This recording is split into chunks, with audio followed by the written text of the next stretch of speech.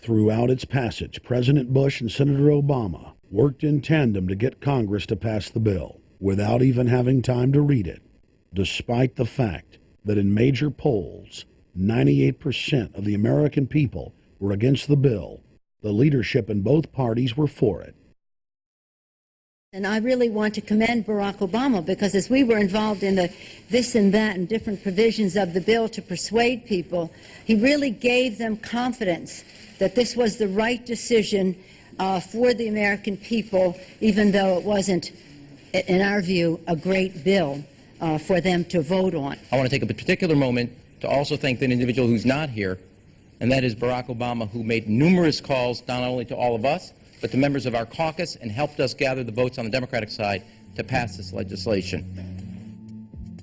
Bankheads then bragged to the press that they were hoarding the bailout money and using it to buy up smaller, healthy banks and insurance companies. Their plan was working like a charm.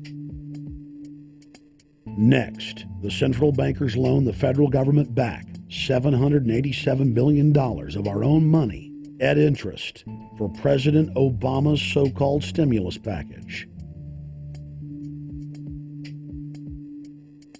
And just like the banker bailout, Congress was given less than an hour to read the 1,070-page plus stimulus bill. Barack Obama, who had pledged on the campaign trail to wait 5 days before a bill could be voted on so that the Congress and the people could have a chance to read it, said that the stimulus was too important and it had to be passed before anybody could see it or read it, or the crisis would turn into a catastrophe. Doing little or nothing at all will result in even greater deficits, even greater job loss, even greater loss of income, and even greater loss of confidence. Those are deficits that could turn a crisis into a catastrophe, and I refuse to let that happen. After its Friday passage, in gangster fashion, President Barack Obama took a 4-day vacation and said that there was no rush to sign it. The spending bill was really a takeover bill, designed to further federalize the states and to pay off rich donors that had donated to both parties. As the world slid deeper into depression, the bankers celebrated the fire sale that they had created. I believe the phrase burdens of the office is overstated. Yeah, it's kind of like, why me?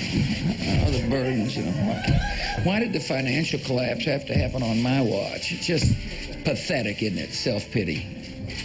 And I don't believe President-elect Obama will be full of self-pity.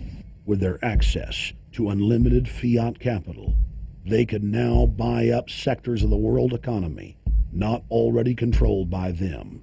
For over a century, the Anglo-American establishment had worked to bring the world system to this point.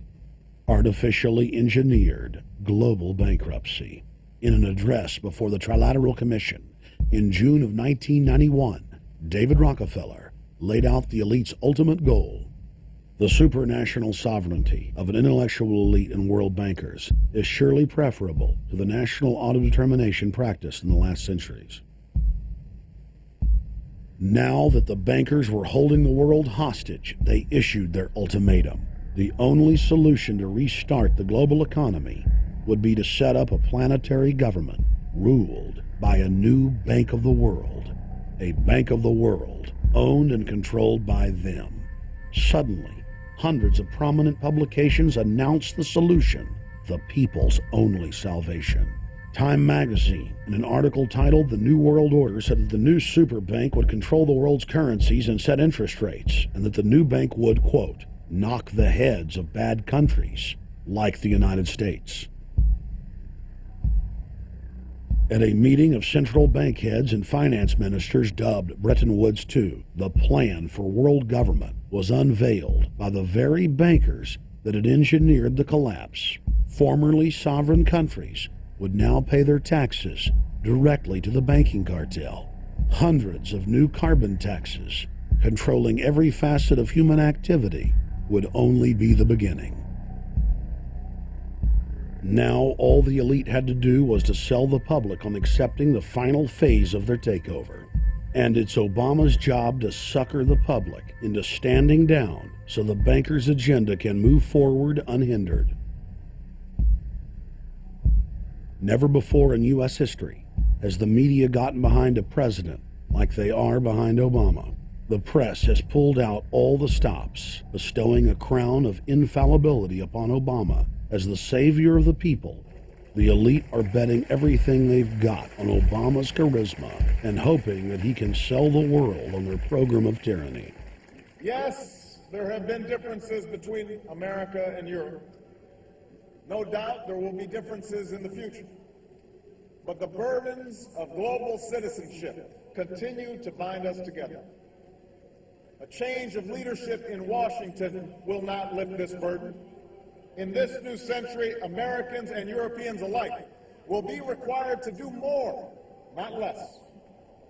Partnership and cooperation among nations is not a choice. It is the only way. We've got to give them a stake in creating the kind of world order that I think all of us would like to see. In truth, Obama is not simply continuing George W. Bush's policies. He is radically expanding them. I thank President Bush for his service to our nation. This film has documented the painful fact that Barack Obama's agenda is the complete opposite of what he has claimed it to be. Now we will reveal what Barack Obama and his controllers' true agenda is. Number 1. Bring the United States under the complete regulatory control of a private offshore superbank known as the Bank of the World. More than 100 new taxes are now being developed under the umbrella of curbing greenhouse gases. The new taxes will be paid directly to the private bank consortium. At the producer level, taxes will be paid on farm animals' flatulence. At the consumer level, there will be carbon taxes on all forms of meat, beef, poultry, pork, and fish. All cars will be fitted with satellite tracking boxes that will tax driving by the mile. And an added tax will be placed on all fossil fuels, including motor oil and natural gas. All plastic products will have a carbon tax added. Outdoor space heaters and fireplaces are to be taxed. All electricity produced by coal-powered plants will be taxed. Under the cap-and-trade system, citizens will be forced to pay taxes on thousands of products to private cap-and-trade services owned by Al Gore and other elitists. There will be taxes on light bulbs, water, trash pickup, air travel, train travel, bus, ship, medicine, steel production, mining, clothing, laundry, asphalt are just a few of the new taxes to be levied. But to truly transform our economy, to protect our security and save our planet from the ravages of climate change, we need to ultimately make clean, renewable energy the profitable kind of energy. So I ask this Congress to send me legislation that places a market-based cap on carbon pollution and drives the production of more renewable energy in America. That's what we need. The notion of anthropogenic global warming is a fraud. In other words, the idea that the planet is getting warmer and that human activity is somehow responsible is a pseudo-scientific fraud. It's a big lie. It's a monstrosity. Remember the Nazis, they had race science, race hygiene. They said Aryan blood is different from any other kind of blood. This was, of course, idiocy, a fantastic piece of nonsense. Today, we got something similar.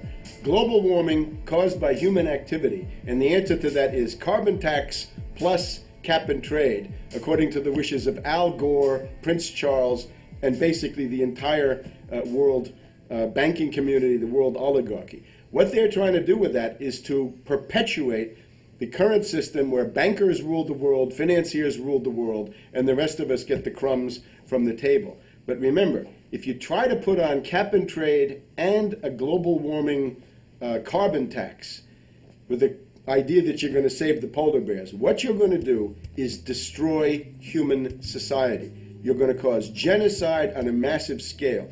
The deaths will be measured in the hundreds of millions and indeed in the billions. Just the idea of global warming means that there'll be no development for Africa, no development for the poorer parts of Southeast Asia, and no world economic recovery of any kind ever in our entire lifetime. So it's important to expose and fight the pseudoscientific fraud of global warming. One more point about this. You don't need a climatologist to know that this stuff is a fraud. I'm a historian. I can tell you, in the last 1,000 years, we had a period of very warm temperatures called the medieval warm period, where all kinds of grapes and semi-tropical stuff was growing very far into the northern hemisphere. That was about 1100, 1200. It happened to correspond with an all-time maximum of sunspots. Right now, we can say that we're going into another maximum period where there'll be some warming, but we're well within the limits of the medieval warm period. About 1600 to 1650, there was an ice age in northern Europe. The North Sea was filled with ice. The German and Dutch ports and the English ports were filled with ice. That corresponds to an all-time minimum of sunspot activity, the Spörer minimum and the Maunder minimum. So this has largely got to do with solar activity. We can see that other planets, not just the Earth, are warming slightly as a result of increased solar activity. But we're well within the minimum. So what the oligarchs claim to be an open and shut scientific case is a piece of pseudoscientific nonsense, and it should be rejected. Number 2, the social engineers are fully aware that the Obama craze will wear off quickly. So they are racing to put in place the most oppressive police state control grid in human history. 20,000 battle-hardened regular Army troops are now being deployed to patrol the streets of the United States. FEMA is now building giant camps in every region of the country, and the Congress has introduced bills like the National Emergency Centers Act, H.R. 645, which merges local governments and the police under federal control. And as we all know that have watched these things, they're ready for the riots. With these detention centers that are being opened up around the country, with state police training for riot control in the event of economic calamity and food riots, they know what's going on and they're prepared for it. So people better also prepare for it themselves. Anyone that's not prepared for what's going to happen, they deserve what they get, because there's enough information out there pointing to the problems, and they should take all precautionary actions. Next, Obama ordered the Defense Department to issue DoD Directive 1404.10, establishing a 1 million person civilian army under his control. Simultaneously, Obama launched USAService.org. The new website deceptively masquerades as a federal agency, but in reality is a recruiting tool building a separate, completely private army outside of government that takes orders directly from Obama's controllers. Barack Obama has refused to rescind Presidential Decision Directive 51, signed by George W. Bush. The directive plainly states the president is a dictator and that Congress is ceremonial. We cannot continue to rely only on our military in order to achieve the national security objectives that we've set. We've got to have a civilian national security force that's just as powerful, just as strong, just as well funded.